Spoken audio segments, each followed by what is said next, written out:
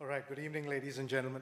My name is Nikhil Miranda, and welcome to the 2024 Media Exchange at Sacred Heart University's beautiful Martyri Center for the Humanities. Today, we are partnering with Cornerstone Media for a panel discussion titled, Listen Up, the Future of Radio, Podcasting, and Everything Audio. The SHU Media Exchange bridges the gap between industry experts and our journalism and multimedia production graduate students. This annual event is a cornerstone of our program, offering students a platform to showcase their skills and connect with leading media professionals. Our rigorous curriculum includes writing, analysis, and multimedia creation, complemented by hands-on newsroom production and field reporting. Internships with esteemed industry partners further enhance our students' practical knowledge and professional networks. These diverse experiences ensure our graduates are well prepared for the evolving media landscape. The SHU Media Exchange highlights our commitment to producing graduates who are skilled, knowledgeable, and ready to contribute significantly to the media industry. It celebrates our students' hard work and the robust training they receive at Sacred Heart University. Allow me to introduce our esteemed moderator and panelists. Keith Dakin, our moderator for this discussion, is a 25-year radio veteran currently serving as the Vice President of Programming for Cornerstone Media. Jeff Warshaw is the founder and CEO of Cornerstone Media and a lifelong broadcaster who built one of his first stations while he was still a student. Eric Olson is a 36-year veteran in the music business and currently serves as the head of global radio promotion and strategy for Crush Management, one of the most influential artist management firms in the industry. Brendan Kane is the Senior Vice President, Sales Director at Nielsen, where he oversees half of the US audio team. Now we'll hand it over to our moderator, Keith Dakin, to begin the discussion. All right. Thank you. Thanks so much. Hi, everyone. We are also broadcasting this right now live on the radio on WICC, so don't swear. We'll be fine. Okay, a little bit about me. As he said, I'm the Vice President of Programming for Cornerstone Media. Basically means I help pick the songs, and I work with the DJs and all our air talent. We have a bunch of stations right here, right down the street. 99.1 PLR, 95.9 The Fox, Star 99.9, Weeby 108, and ICC. I've lived here since 2010, and we work right in Milford. And some of Sacred Heart students are actually our interns. Our partnership with the school has been wonderful these last few years, so thank you to Sacred Heart.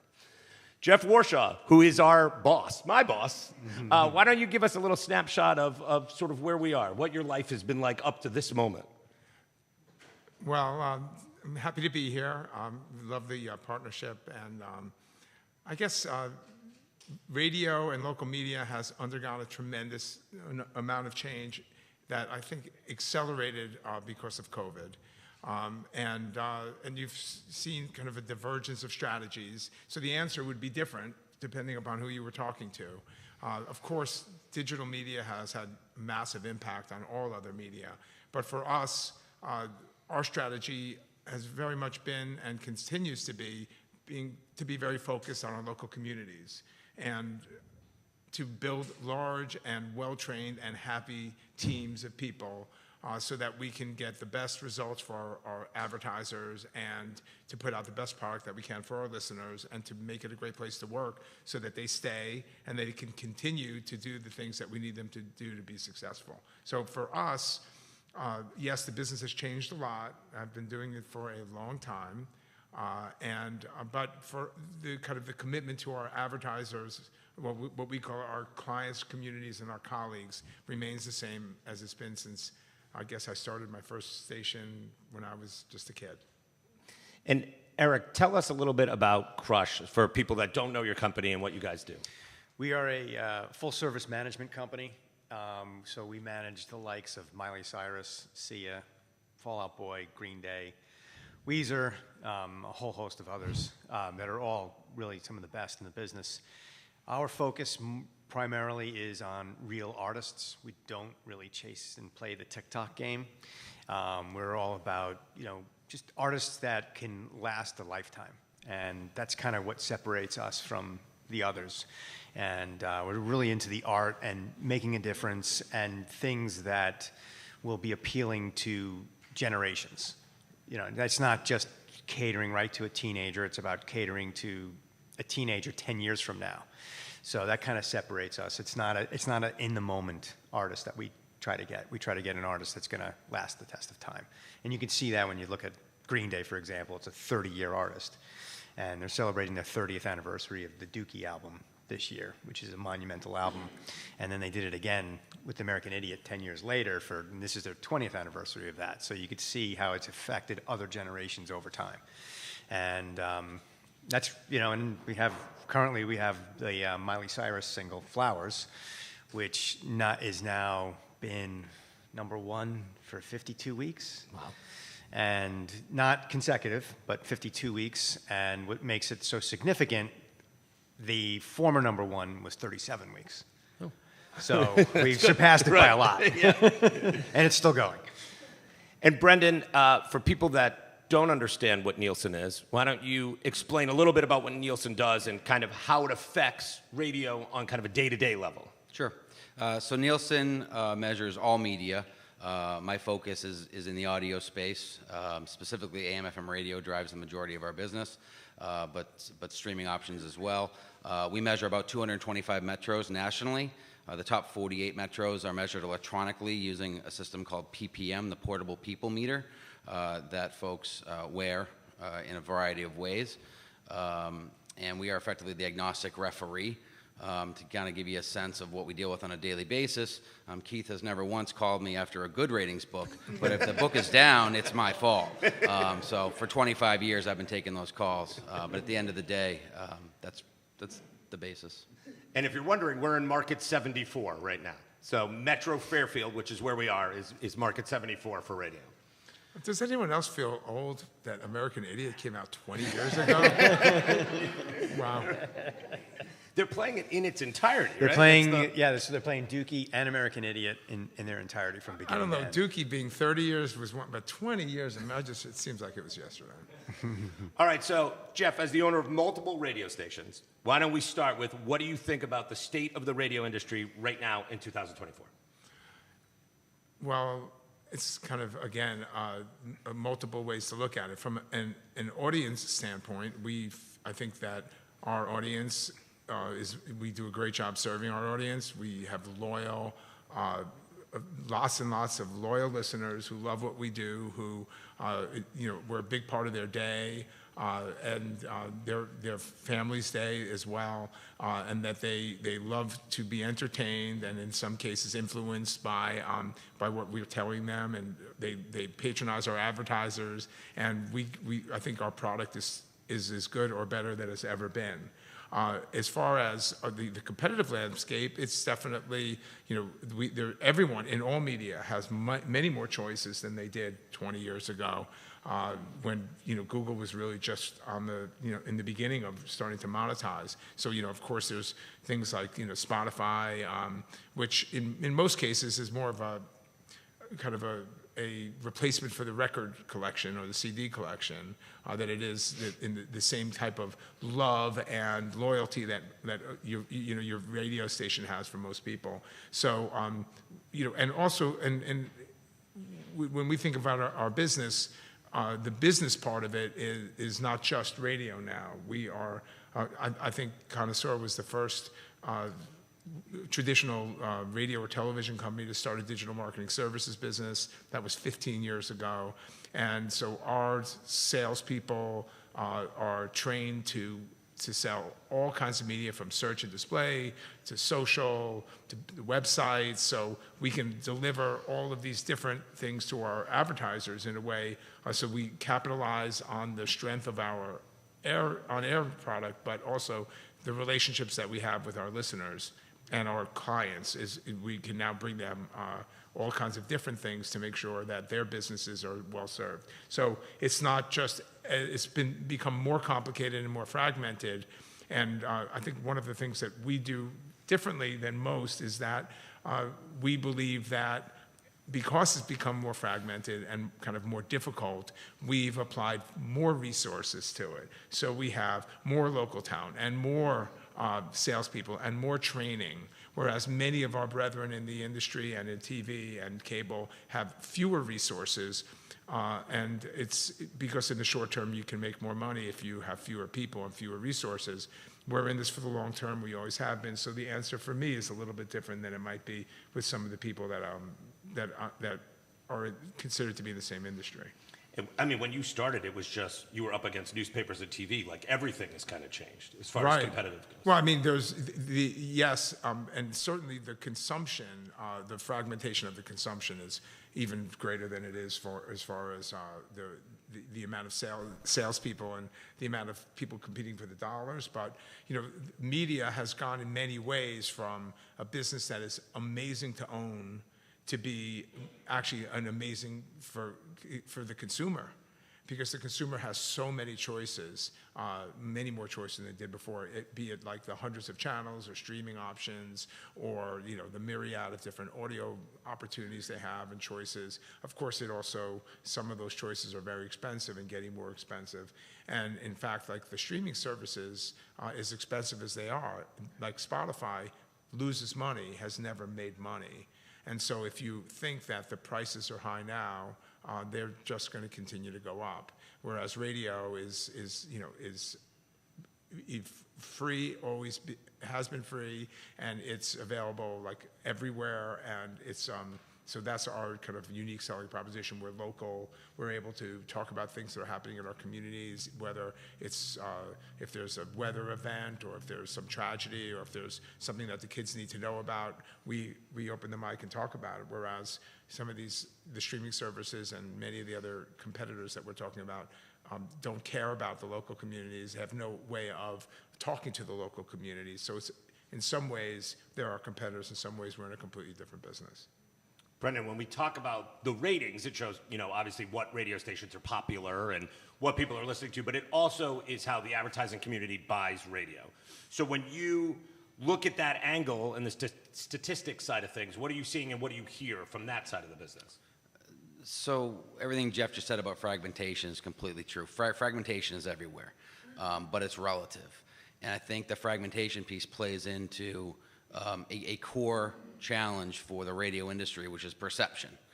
We have a major perception issue. It's been in place for years and years, decades, where radio does not get its fair share. And if I were to tell you right now that AM/FM radio reaches more 18-plus Americans than any other individual medium, you might think that's crazy, but it's true. 84% of all persons. If you look at the audio space, including all these other streaming audio options, AM/FM radio for ad-supported audio takes 68% of every minute of listening per day. That is not the perception. It's not the perception of the public in general. It's sometimes not the perception of the agencies. Our focus has been on advocacy efforts for the radio industry to make sure that this data is out there. Again, back to my history, I worked for a company called Arbitron, which then got bought by Nielsen. And Arbitron was exclusively a radio ratings provider. So when Arbitron put out data talking about how great radio is, the take might be, sure, but you're in radio's pocket. Nielsen serves all masters. We try to be the truth. We try to have the best data, the most reliable data. And when we put out this data specific to AM/FM radio, despite the misconceptions we might have, it's got a Nielsen logo on it. AM/FM radio is a significant component of Nielsen's revenue, but is not anywhere close to our top industry. When mad program directors call you, do they think you're the truth? Yeah, well, once I explain it to them. Lot of charts, a lot of stats. The line is, when does it stop being my fault and you start blaming what's coming out of the speakers? That's Ooh, cold. Yeah, you have to be. All right, Eric, you're in a whole different world here. And your job is dealing with musicians and trying to make songs hits. So I wanted you to tell us a little bit about your strategies, but I want it to be broken into two sections. So one is a massive band that everybody knows, like Green Day, but they have a new song. And another is a baby band that no one knows that maybe you just signed and there's action and things are happening. So how does that process work? All right, let's start how it used to be and then like where we've been, Right. where it was, where it is, and where I think it's going. So just to kind of So help we'll you start out. in 1993. So we can start in 1993. So in 1993, it was really interesting because the promotion guys and radio was the forefront for all music and for the discovery process, because you had to go to the store to buy the music, and the only way to really find out about the music was to hear it on the radio. So all the strategy meetings would, you'd have the promotion team, you'd have the press team, you'd have the TV people, and the whole thing would start, all right, radio, take it away. We're talking about the new Cure album, okay, for example. All right, radio's gonna run with it. So radio takes us, all right, we're gonna send it out to radio on Tuesday, September 28th. And then everything would start, and we're gonna go work the record at alternative radio, work it up the system into pop, and eventually into hot AC radio. Fast forward, let's go, what are we going, 30 years now? Right. Okay, whew. A lot of things have changed. I mean, I felt like I was an expert 10 years ago. Now I feel like I'm in junior high again, trying to figure everything out. Because it's moved so much, and it continues to move. So now, whereas I said radio was the front end of it, radio is the back end of it now in the strategies. So unless it's a major artist, if it's Miley Cyrus, it's gonna go directly to radio. Okay, but if it's a new artist, it's gonna start somewhere else, and it could start in the sync world, on TV syncs. It could start on Spotify playlists or Apple playlists. It could start in press, or it can just start in club gigs from moving around from place to place. So it's almost flipped. But the interesting thing about it is that if you get it all the way through, it lasts forever. So it's a long game. And what I mean by all the way through, you get it through the pop system, into the hot AC system, into the AC system, it'll stay at AC radio for 5 years. And if that happens, what's so great about that is if you're working an album, and like it's a whole project, you get it on AC radio, and the first song is getting played there, and then you've got the second song has already worked its way through the system, it's into hot AC, and now you're into the third song at pop. So now you've got 3 big songs on the radio at the same time, and that's when you put the tour up. Okay, and it really makes selling tickets easy. So that's what radio is able to do. So so you don't become Mr. Brightside until you get radio. Radio sort of makes you that song that your mom knows. Yes, but the interesting thing you should say that, because I worked that record. Yeah. Excellent record. Yes, so you did a great job. It's thank you. Very big still. But that peaked at 10 at pop. Oh. Yeah, that's a fascinating thing. Like, it kind of tells you where radio was at the time, and then it kind of maybe went top 20 at hot AC. Well, they were wrong. Yeah, no, eventually. I think like a Rolling Stone made it to number 38. Right. I mean, it's just. Well, I don't think "Don't Stop Believin'" made it to number 1. That's another one. Yeah, but the point again. But the point Macarena was did. Okay. overtime For weeks. Yeah. So that's how we kind of do it. So, Brendan, when you look at, you mentioned some stats about radio usage, but what has kind of changed over the last few years? So is it podcasts that have taken some? Like, what has kind of been the difference? Yeah, so there's been a fragmentation within the streaming world that has fragmented some of the radio audiences. Specifically, Pandora got out of the chute first, and Spotify has been effectively eating their lunch for the last 4 or 5 years. We've seen great increases with podcast adoption. In the last 2 years or so, it's really Amazon Music and YouTube Music that are starting to take the mantle. Is Amazon because people have Alexa and that's why? It correlates directly to the proliferation of in-home assistants. So if you've got a hub, if you've got Alexas or Echoes in your house, you're just far more likely. Right. So to explain that, if you are listening on your device and you say star 99.9, it goes to star 99.9, but the credit for it is going to that electronic device, right? Or I mean, for Star 99, the methodology is still a paper diary. So regardless of where they hear it, if they write down star 99, you're getting credit. But the reason the music listening on Alexa, so if I say, play Mr. Brightside, Alexa's going to play it like Mr. Brightside from Amazon Music. So Amazon gets the juice, right? Yeah, it depends on how you set your default, frankly. So if you set it to your Spotify, depending on which service you pay for, it'll automatically default to that source. Back to radio, Jeff. It seems like there are 2 types of radio companies, right? There are those that are struggling and going bankrupt, and then there are others that have found ways to find success What do you think is missing in the companies that are struggling? What could they do to pivot? What can they do differently? Well, first off, many of them have gone bankrupt, and so they get a kind of a fresh start financially. Some of them are in the process of going bankrupt a second or third time. Without better operations and better strategy, the fresh start doesn't really help. I think the biggest difference is the choice of making short-term decisions to try to make a quarterly number, to try to get your bonus or keep your job, versus making decisions for the long term. And I think a really great example of what differentiated our company is that when COVID hit, our business basically disappeared, and our salespeople are paid on commission, and therefore our commission, the people that are on commission, were to earn nothing or virtually nothing during COVID. And most of the other radio and TV companies out there said, okay, well, they'll leave, and then when COVID is over, we'll hire back some people. And we didn't do that. We guaranteed a significant portion of their income, which cost us a lot of money. And we did it not just because we care about the people, which we actually do, but also because I felt like when COVID is over, I want to have a business. And so now we have at least as many salespeople in our company as we did before COVID, whereas some of the larger companies, in fact, one that's in bankruptcy right now, has gone from 1,200 salespeople to 450 salespeople, and they're complaining about how their revenue is challenged.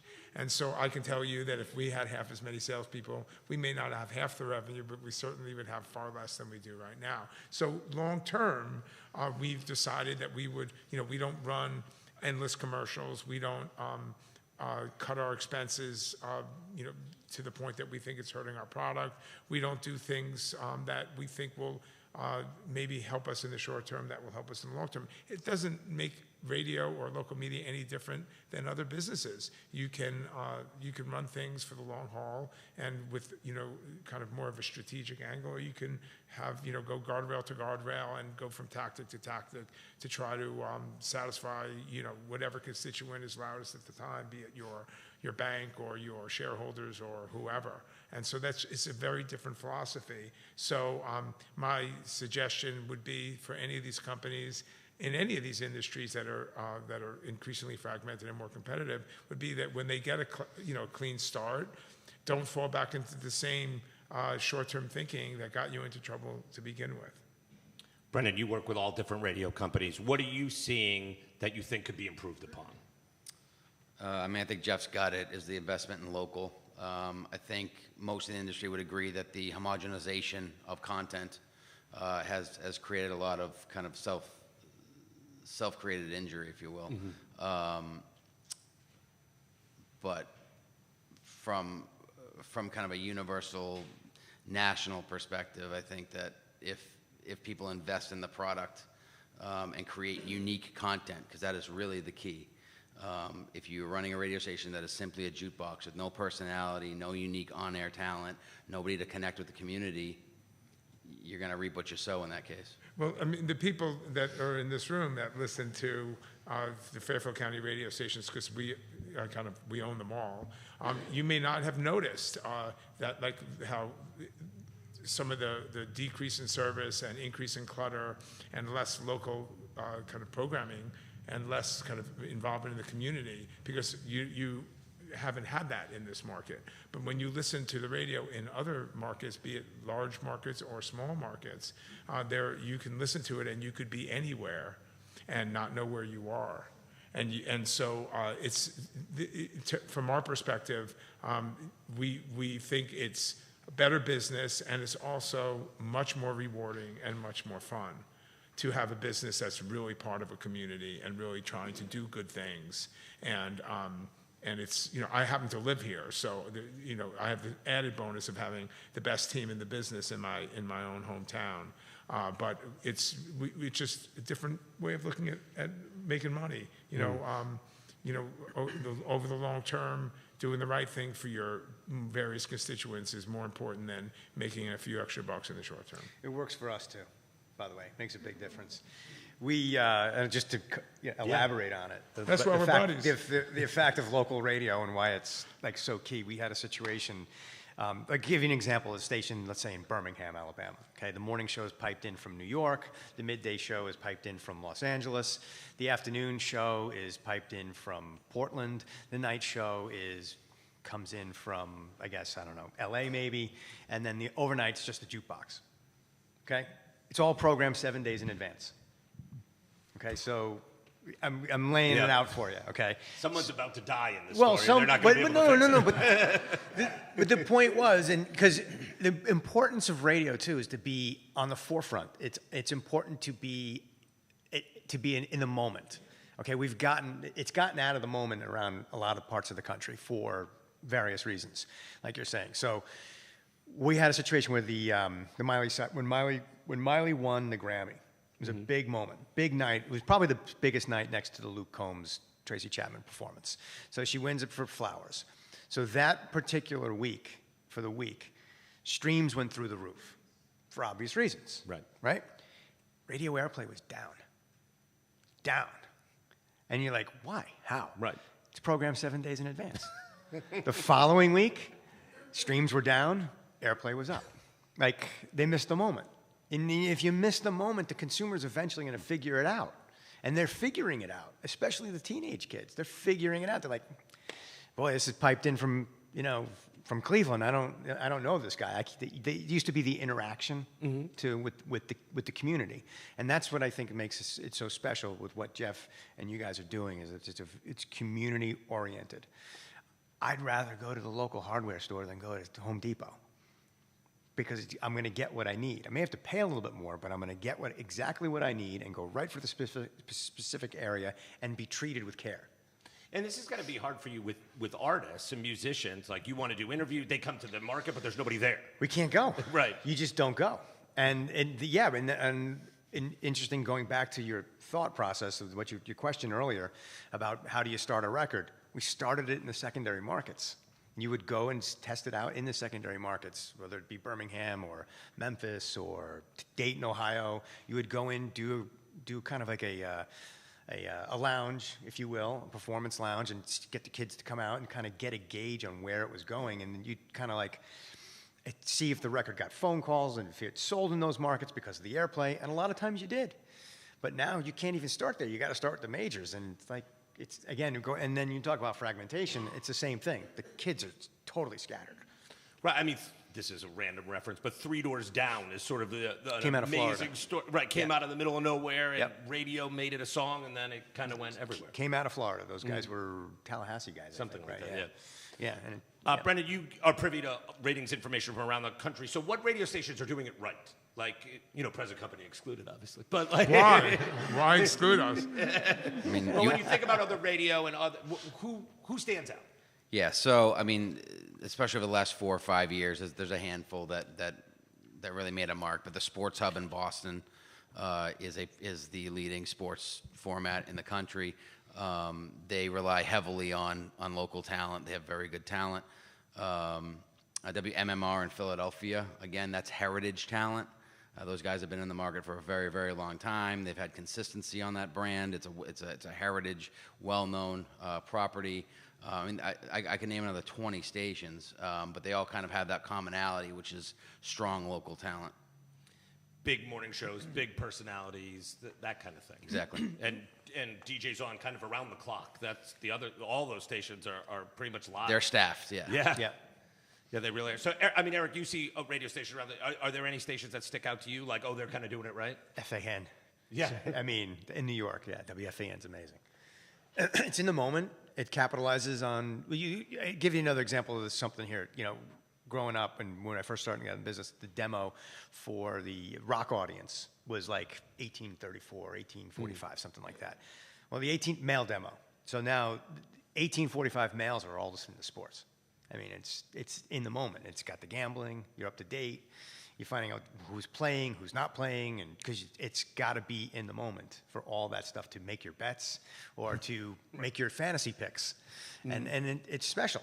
And it's the interaction, too, that they have. It's really great. Z100 does a good job, too. They do a very good job as far as pop stations go. Jeff, when everyone sort of talked a lot about local, and you live here. So can you give us some examples of, hey, you're in your neighborhood and people are talking to you about your radio stations? Yeah, recently I was coaching my 11-year-old on baseball, and we sponsored Star 99.9. I kind of rotate the stations, and it was in fall ball. Star 99.9 sponsored the team. So they give out the and these kids don't know who I am, and they don't. Most of the dads have no idea what I do for a living, I think. And anyway, we hand out the T-shirts, and like I don't say a word, and all of a sudden you hear like, "Can't beat Raven, Couples Court, Star 99.9," and I'm like, "Whoa!" These kids are 10 and 11 years old, and they obviously they're not just listening; they are reciting the benchmarks and the most popular program. So that was, it was obviously made me really happy, but also it makes you realize that that if you put out a product that is enjoyable to like the wide demographic of kids and parents, and make it that's something that they can talk about, it really has like this high degree of loyalty, and that it's just something special that you can't get from an algorithm. Right. Our Stars Afternoon guy, Kevin, who I think is here, gets recognized in every Panera in the Metro Fairfield area. Right. I mean, and an example of Kevin's show. Kevin has been, very successful in his day part, and we made the investment about a year ago to put another person on with him in afternoon drive time. Like that is unheard of in this environment, and it's certainly unheard of in this size market. But we thought it would be more compelling and that we could provide better service, and we were willing to undertake that expense. And one of the other things that I think that I love about having the stations here, and it's amazing to me that more people don't take advantage of it, is we do these acoustic sessions. And we get like amazing artists to come, and you're 5 feet away and 10 feet away from them. It's completely different. Like after I've been to so many of these, it's like I go to a concert, I'm like, oh, I'm so far away. It's like I could have front row seats. It's still like, oh, I can barely see them. And they not only perform, they take questions. People get their pictures taken. And it's something that we do for our community. Our clients love it, and it's something that like if you don't have people, and you don't have because it requires people to be there and to staff it, and like it's something that we do that I think just an incredible service, and it's just kind of indicative of the way that we look at our responsibility with our business.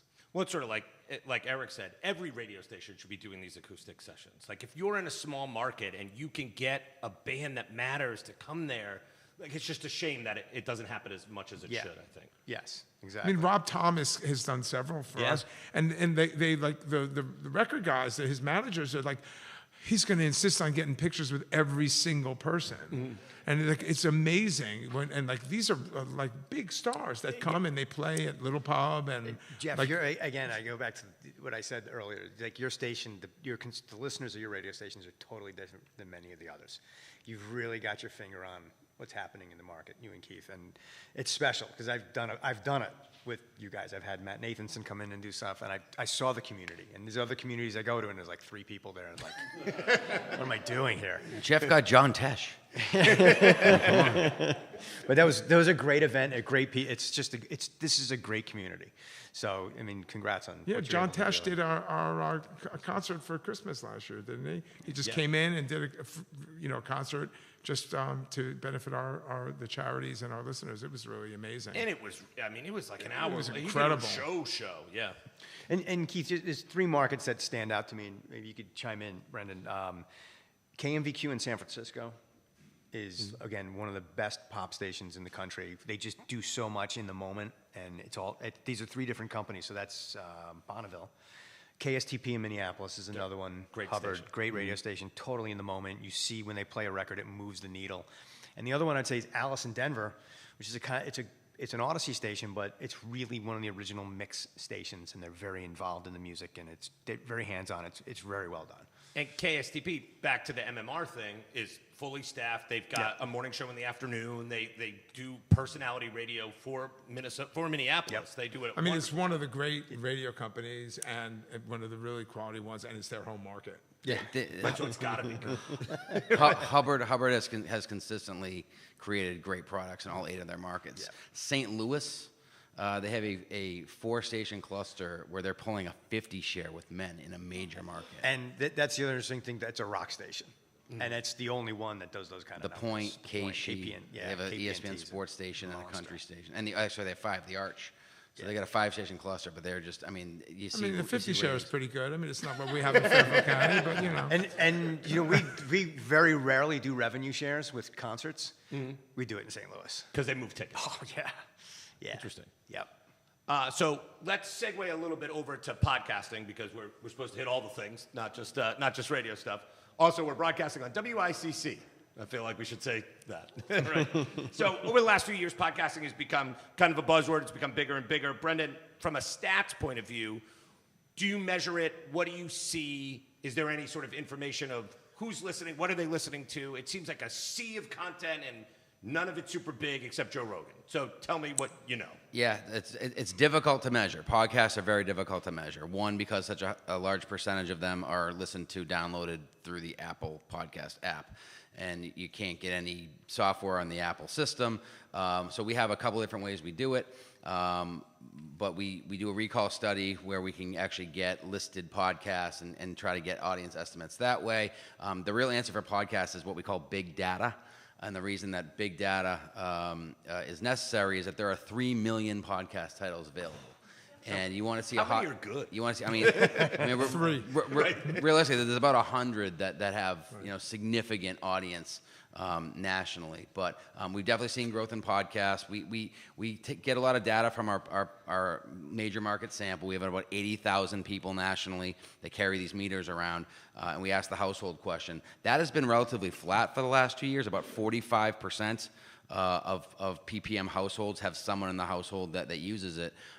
We recently partnered with a company called Edison Research, another well-known research company in the media industry, and they have some additional insight into utility. And again, from a comparison perspective, the total audio day, 9% of time spent listening goes to podcasts. Of total audio, 38 goes to AM/FM radio. Right, So and one of the problems is from a kind of from a monetization standpoint is like if we run commercials, in certain days and certain day parts to target certain listeners. When you are trying, podcasting is, you don't necessarily have control over when the ads are going to run, who's going to listen to the ads, what they're doing while they're listening.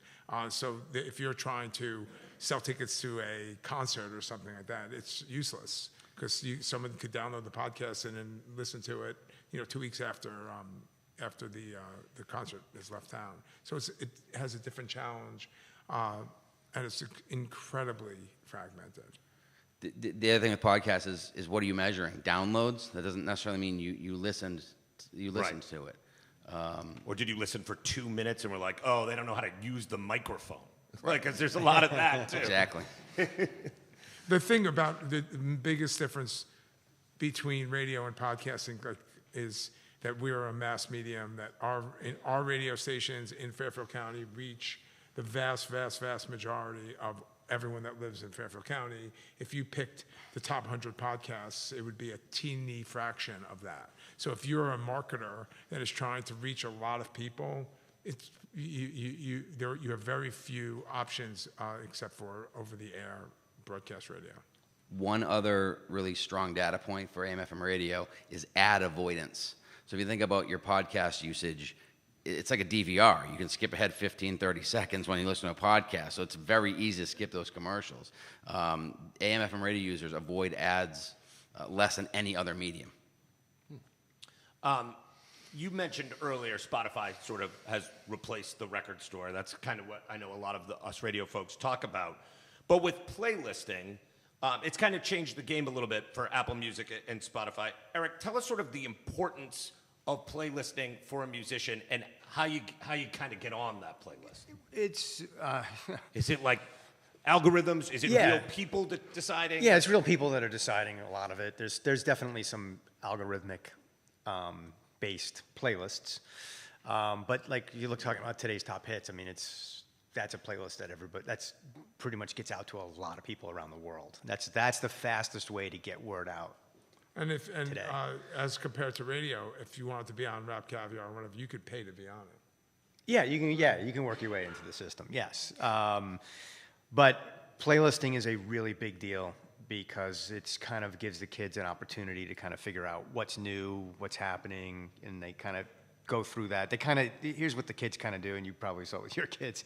They watch TikTok, and then they go to today's top hits, and they figure out, oh, I heard that, and they just kind of skip through it, and they look for the records that they're looking for, and the algorithm picks up on what songs really kind of click through, if you will. But for the most part, the kids are just skimming. And are you looking, when you're looking at the stats, so I listened to Miley Cyrus Flowers on today's top hits. Are you also looking at a stat that says, oh, I've added it to my playlist? Yes. Like Keith's favorite songs. That is a key. That is a really big, important piece of the puzzle. We want to see the carryover.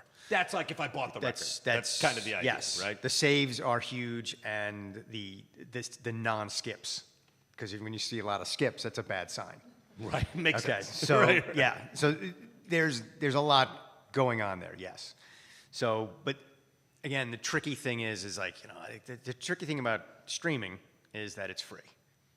Okay, yes, we pay $20 a month, but there's 6 people in the household that are listening to it. So only one person's paying and the other 5 it's free. Right. So it's an interesting dynamic. So the numbers can be a little inflated. Eric, let me ask you something. Yeah. I recall reading and hearing about that when there was a certain type of song that was a big hit, that the record labels started producing a lot of that music, and because they thought, like, for example, like Billie Eilish, and it turned out that, so they started producing a lot of the music that sounded the same, and then it turned out that it was something else that made that song special, and so then the kind of Me Too following the leader has resulted in a lot of like homogeneous sound, which was ultimately, made the playlists and kind of actual selling records more it was very misleading. Yeah, it's because a lot of the music became disposable, and hence the rise in country music. And because we went through this whole thing with TikTok through COVID, coming out of that, and everything the record companies were chasing the artists that were on TikTok. And you end up with a bunch of songs, no artists. And that's no stars. No stars. Yeah, you have faceless songs. TikTok songs. And there's an artist, that everybody was really all up in arms about is Arizona Zervais had got a $14 million deal, whatever it was, with the record company, had one massive, massive hit because of TikTok, and then nobody went to a show. And they sit there and they wonder, why can't I sell tickets? It's like, well, you only have one song? And so, but that's part of the reality, and that's part of the conversations that we have to have, because so much of what became on the pop side became so driven by streams. And the record companies were part of it, and the radio companies were part of it, and management was a part of it. We were all part of it. We were all guilty. We forgot that there were artists. But the artists couldn't do anything because it was COVID. So it was kind of tricky. And the artists weren't recording. The country guys were, but the pop guys weren't. So it got really...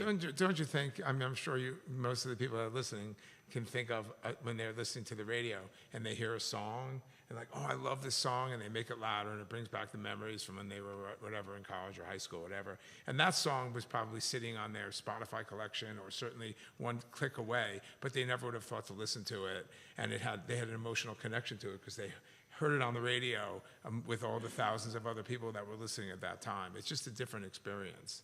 And you hear that from artists. I know that having a success on the radio is still really important to them. Yes, it means a lot to them. I bought the Chumbawamba album. Yeah. For $20, probably, just for tub thumping. But the Spotify experience and the playlisting experience is completely overwhelming for the consumer. Well, I mean, certainly, I think it's hard for just a regular kid. If you're a 30-year-old that has a job and has kids and has things to do, like, you have to go through the sea of Spotify, I think it's difficult. It's the same with podcasts. It's the same with Netflix. Like, I think it's hard. They have created something that's pretty cool, though. It's called the DJ. Have you seen that? Yeah. Yeah. And the jock announces the songs. Right. I mean, it's pretty, and all the songs that he plays are songs that you've listened to in your library somewhere along the way. And it's a robot? It's a kind of a, Yep.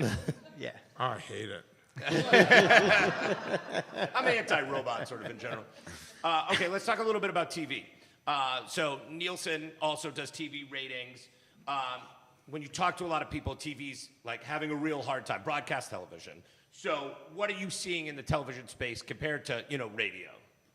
Yeah, so again, as I said before, fragmentation's relative. Broadcast TV is eroding at a much faster clip than AM/FM radio and AM/FM streams.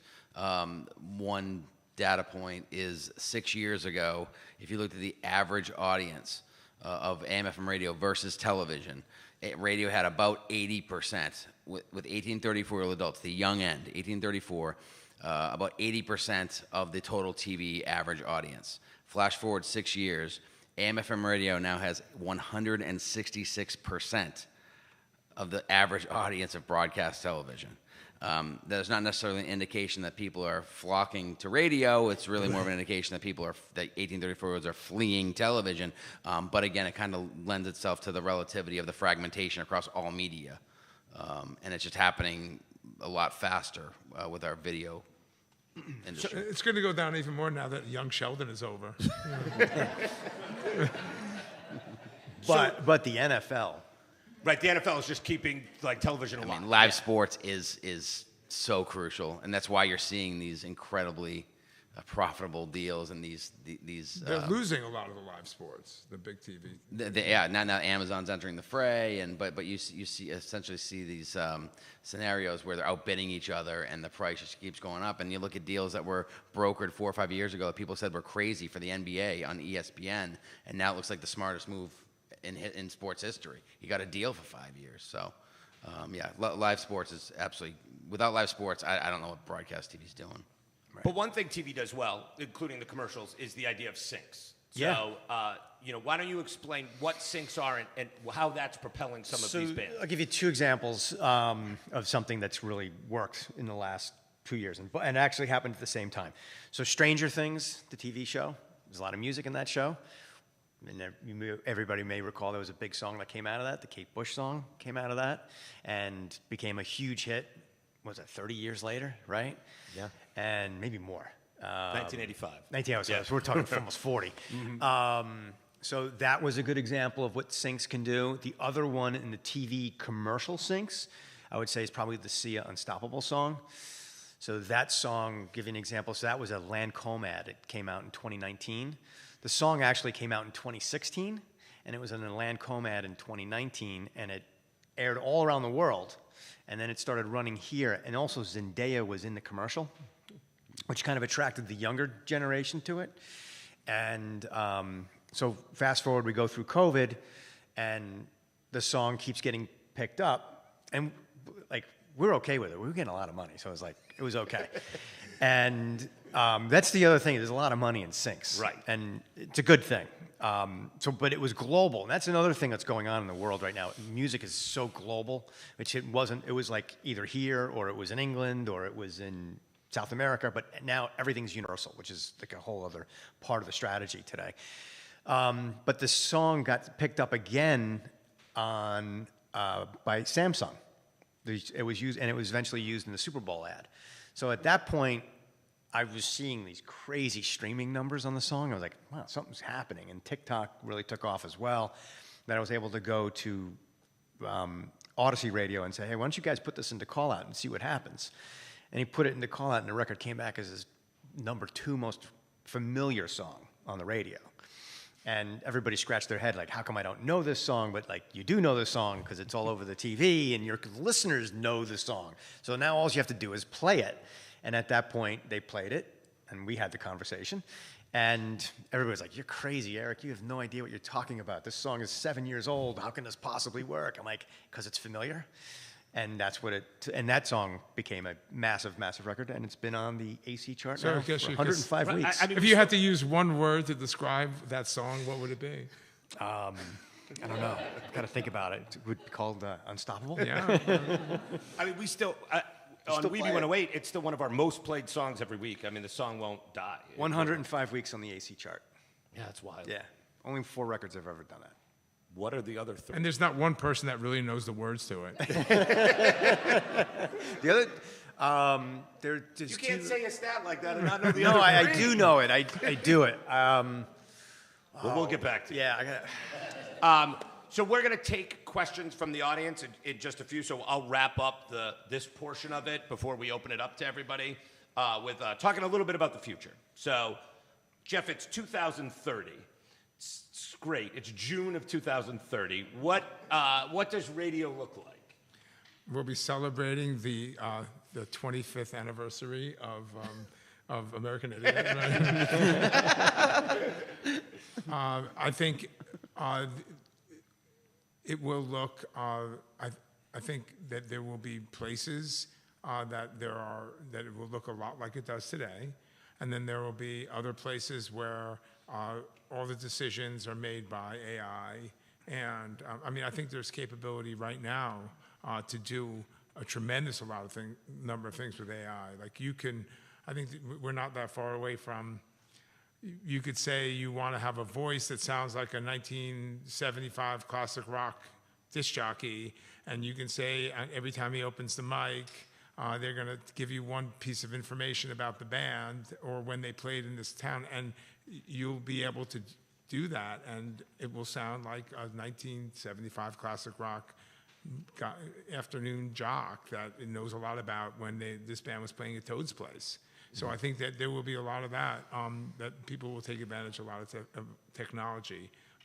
And so hopefully that any improvements in efficiency will be reinvested in community service and not playing too many commercials. But it will be just like I think it is today, where you have certain operators and certain management styles that favor kind of service, and others that favor trying to make their payments. Brenda, do you have thoughts about 2030? I do. It really does depend on execution. And I think one of the things we really haven't touched on is how important the dash is in the in-car infotainment center and the effect that's had on AM/FM radio. And one of the data points that correlates directly, the average vehicle on the roads in America is 11 years old. And there's a direct correlation between the year your car was manufactured and how much radio you consume every day. So I think it really depends on executing and doing the things that we've talked about, remaining local, remaining relevant, having unique content, something that sets you aside from the Spotify button that's in your dash that might give you, duplicate all the same songs, but they do not have, Raven on in the morning. They don't have that connection. So I think that's a huge component and something that the industry is really going to see as a challenge. Eric, my question's a little different for you. But the 3 songs that also had 100 weeks, there were 2 Savage Garden songs and a Leanne Rimes song. That's just remember. Wow. Yeah. That's great. Yeah. So music-wise in 2000, music always goes through cycles. Just is rock a genre that matters in 2030, or is rock slowly becoming sort of the new jazz music? It becomes more niche. No, I think rock's still good. I think rock's going to come back. I'm a big believer. I think it's all part of culture. And so I do see rock having another movement at some point in time. People still like to play their instruments, but we're seeing it happen. You ask a kid what they want, what concerts they're going to go to in the next week, they'll say Nicki Minaj on Wednesday, Zach Bryan on Friday, which But there are no genres anymore. There's no genres, which is like, that's really like, we've done a good job with our kids. And there's also no years anymore. Fleetwood Mac Dreams becomes a hit again 2 years ago. Like time doesn't seem to matter either. No, it's so I don't know. I don't know where we're going to be at 2030, but we'll see how it goes. Train will still be touring. Train will still be touring. I can tell you that. That's for sure. He'll probably have at least 40 privates in 2030. I'm sure. All right, so we're going to open it up to the audience. I think we will say goodbye to WICC, and we will open it up just into the room. So thank you for everybody who listened on the radio on WICC, and we're going to just open it up. So does somebody have a microphone? Yeah. Okay, great. Okay, does anybody have any questions? Yeah, over here.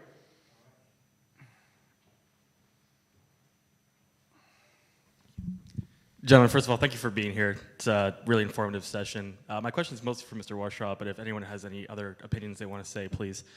And to Mr. Olson's point about the concerts, I saw Cannibal Corpse and Tim McGraw in the same week, so that's accurate, very accurate.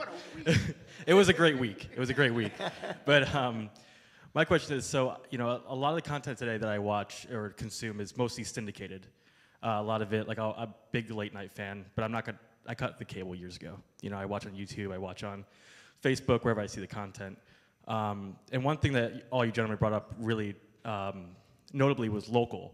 And I think we saw with the past 10, 20 years here in this country, a lot of like local papers going away, a lot of local news going away. And more of a push, especially in television, to you know, this more syndicated media form of basically all the networks covering the same stuff nationally, the stuff that's going to get the most ratings. My question for you, Mr. Warshaw, is with Connoisseur Media, what are your steps forward to preserve local media and the local importance of the medium as it is? Is it more outreach to people so that they know, you know, what's going on? Is it more information to people to let them know, like, hey, this is important? What do you see that like strategy being? So each of our different stations have a different kind of strategy, right? So like in the case of our music-oriented stations, most of the local content is for entertainment, and in some rare cases, as if something really important is happening in the community. But we also have like WICC, which is, I mean, I'd be surprised if there's a faster growing station in that format in this country, in a market the size that we're in. We've made a tremendous investment in it, and the audience has grown dramatically, and we're committed to making that brand and that asset more and more valuable over time. And so it's again, there's the multiple reasons that we invest in our local product, and if we, I don't believe that it's a strategy to say that like in 5 years we're going to be the best at playing Stairway to Heaven of any radio station, or we're going to be the best at playing Unstoppable of any radio station. If we don't do things that make our experience special and local, and that engenders passion from our listeners and our advertisers and our community, then we have no business, and we don't deserve to be in business. So I think that when you lose sight of what our kind of unique selling proposition is by owning a radio station or any local media operation, it's what makes you special is that you are part of a community, and that people can't go anywhere else for what you're giving them, and that you're providing a real need in the community. And it's a need that is being abandoned. The servicing that need has been abandoned by most of the other media, and so not only is it important to do, but it's what we are licensed to do to serve a community. But it's also like, if we don't do it, then we don't have a business. And the guys that have abandoned it are all bankrupt once, twice, or 3 times. Somebody else have a question? I too like to go to the hardware store to get one nail instead of a box. Yes. But I love the radio station because when they talk with Raven and Ann, they advertise as they talk about the show. They own the commercials. Like they say, we use the roofer, we use the. I like that because as a European, I hate ads. And I think ads are a lot, and I prefer less. And my question, and congratulations, by the way, because they were doing actually a beef jerky, one radio show, and I don't like beef jerky, but I kind of almost stopped the car to make sure that I go write down where this man was making this so I can buy it. I don't even like that. So my question is, what are your plans for the future, given with all these other platforms, the social media platforms? Are you planning to change anything this applies to all of you? No, we're going to continue doing what we're doing, is try to do the best job we can, and hopefully find other places that aren't doing as good a job as we are, and that we can take our strategy there. So you're not planning to fire your salespeople to get the AI in? No, I'm not. And I'm certain, and if you want to, like, and since you like Anna and Raven so much, you're sitting 5 feet away from them.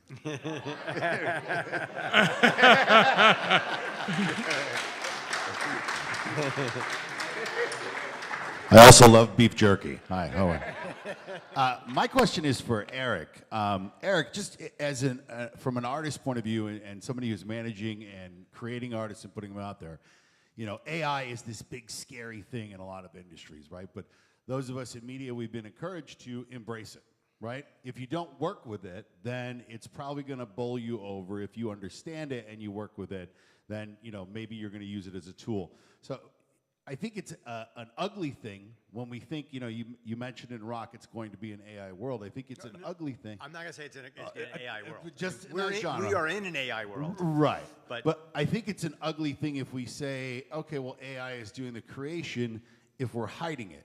Have you seen right now from an artist yet? Because you know, there'll be artists that are going to fully embrace this. They're going to use it as a tool. I mean, it's almost a duet or a different partner or a band they create. I mean, I have to imagine that artist is working on something right now or you've already seen it. Have you? Is that an interest to you guys of somebody that's going to put it almost like another performer with them up there? What's that like? I haven't seen that yet. The artists are into it, but they're not. Everybody still wants to protect the art. Thank God for that. So, but as a company at Crush, the company itself, we do invest in AI. We're big supporters of AI for the future, if it's worked and used the right way. Are artists using it? To some degree, but not the way you would try to cut a corner to beat the system. I think sometimes it's, you know, look, everything has changed so much. I mean, you know, the guys used to, back in the day when they used to record albums, you had to play the whole song. And then it became a tape. You taped one riff, and then you looped it. And basically, it's almost the same thing now. You kind of play it once, and then AI takes it. But it's intentionally in a good space to be used. It's just, but it's when it infringes on the artist's likeness is when it becomes a problem. So it's out there. It can be a problem because we had various things come in where we type in, we take, for example, liners that came in where we actually didn't use them, but they came in, and we had an artist that was kind of like sick, was overseas or whatever. We couldn't get the liners from the person, so we put the voice in, and we typed the liner in, and all of a sudden I had like 20 liners, like, you know, hey, I'm Raven from, you know, but literally, right, but it was like, hey, I'm Raven and I listen to Weeby 108, but really I'm on Star 99.9. But, you know, but the artists, we actually had artist liners like that, and they weren't anywhere, they didn't write it, they didn't say anything. So, I mean, it's out there, but are we into it?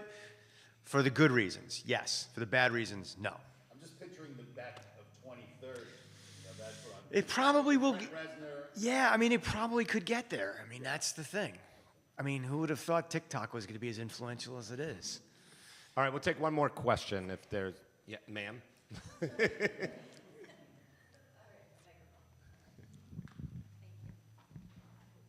Oh, okay. So we're at Sacred Heart University. There are hundreds of students studying broadcasting here. And this is for anyone, and even you, Keith, because you hire people. What would you say to them? How do they differentiate? There are less jobs. It's a more competitive landscape. What advice would you give them? Oh, you want me to go? Yeah, well, I would say the number one thing when I'm looking to hire somebody is they've just got to be real and loud and like and be a real person, not be a phone robot, not be meek.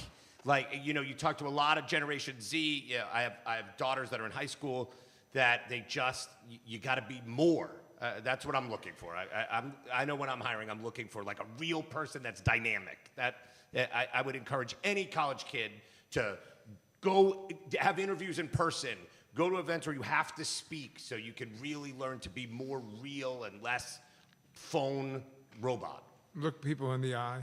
Yeah, it's a big one. Yeah, work ethic is still going to be, you know, I think it's still crucial. And authenticity, which I think goes both ways. I think it's on the upper end and the lower end. You know, the upper demo, you know, is into finding an authentic group of people you want to work for and being authentic yourself. And the artist, by the way, I'm, you know, very authentic, you know, so that's another big thing for the authenticity is everything. And the kids sniff it out too, by the way. That's another thing. They're really onto it quick. Most of the folks that I hire are salespeople for our organization. So for me, it's all about a genuine desire to take care of the client, like doing panels in Connecticut for your client that's up for renewal very shortly.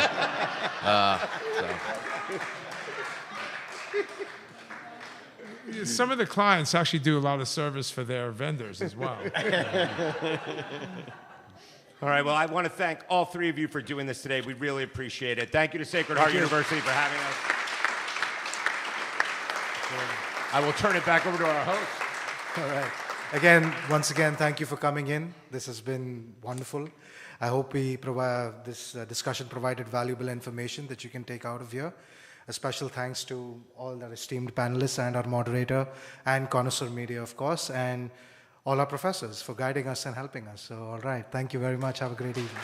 Thank you.